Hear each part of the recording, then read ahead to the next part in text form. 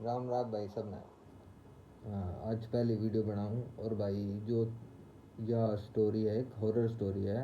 मेरे दोस्त ने उसका दादा बताया करता उसका, तो उसने मेरे को वॉइस नोट पे भेजी है। मैं आप लोगों को स्टोरी सुनाता हूँ और आप बताना कि आपको स्टोरी कैसी लगी। और उसका सेकंड पार्ट चाहिए होगा तो आप मेरे को कमेंट में मैसेज कर देना, मैं उसका सेकंड पार्ट अपलोड कर दूँगा।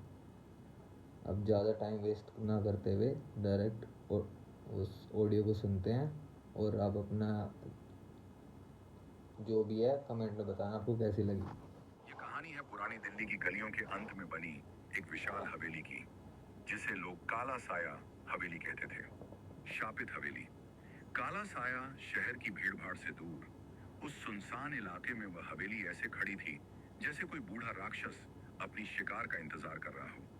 हवेली की खिड़कियां टूटी हुई थी और लोहे के दरवाजों पर जंग की मोटी परत जमी थी।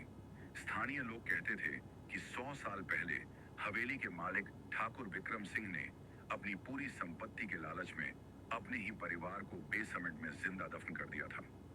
उस दिन के बाद से वह हवेली कभी शांत नहीं हुई।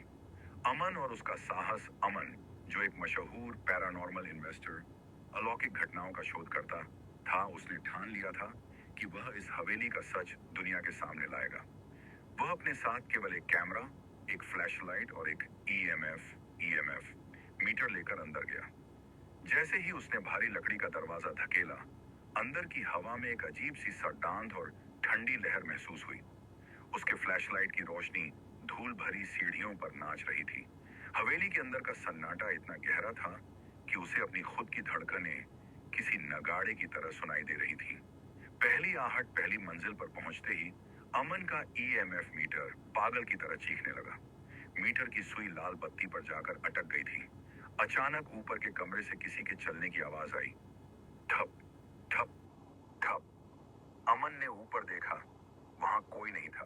फिर उसने अपनी कैमरा स्क्रीन में देखा। कैमरे के व्यू फाइंडर में उसे गलियारे के अंत में एक धुंधली सी आकृति दिखाई दी। वह एक औरत थी जिसके बाल उसके चेहरे पर गिरे हुए थे और वह दीवार में अपने नाखून घिस रही थी।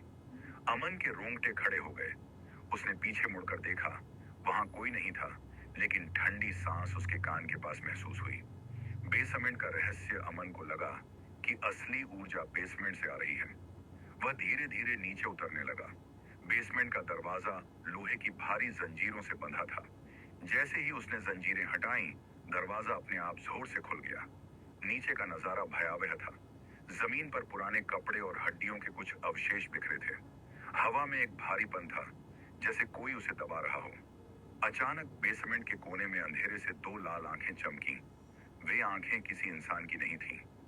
तुमने यहाँ आकर बहुत बड़ी गलती की है, एक गूंजती हुई कांपती हुई आवाज बेसमेंट की दीवारों से टकराई।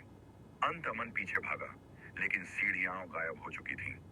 दीवारें आपस में जुड़ने लगी थीं। उसने अपने कैमरे की ओर देखा तो स्क्रीन पर अब उसका अपना चेहरा नहीं, बल्कि किसी लाश का चेहरा दिखाई दे रहा था। हवेली का दरवाजा बाहर से जोर से बंद हुआ और हमेशा के लिए लॉक हो गया। अगली सुबह जब लोगों ने दरवाजा तोड़ा तो वहां कोई नहीं था। न अमन था, न उसका कैमरा। सिर्फ फर्श पर एक पुरानी तस्वीर पड़ी थी जिसमें एक नया चेहरा जुड़ गया था। चिल्ला रहा था। आज भी उस हवेली के पास से गुजरने वाले लोग कहते हैं कि उन्हें बेसमेंट से आज भी किसी के रोने और मदद मांगने की आवाजें सुनाई देती हैं। और भाई नेक्स्ट टाइम तो मैं कोशिश करा करूँगा कि अपनी वॉइस में ही आप लोगों को स्टोरी सुनाऊँ। ये तो रिकॉर्डिंग थी, इसलिए मैंने आप लोगों को सुना दी। नेक्स्ट टाइम से भाई मैं प्रॉपर स्क्रिप्ट वगैरह लिख के आप लोगों को वीडियो बनाऊँगा। और भाई एक रिक्वेस्ट है, जितने भी लोग 4 5 10 जितने लोग भी वीडियो देखें, प्लीज़ भाई चैनल सब्सक्राइब कर देना। मेरे को बहुत ज़्यादा नीड है, मतलब मेरे को फेमस नहीं होना है भाई, बस इनकम हो जाए।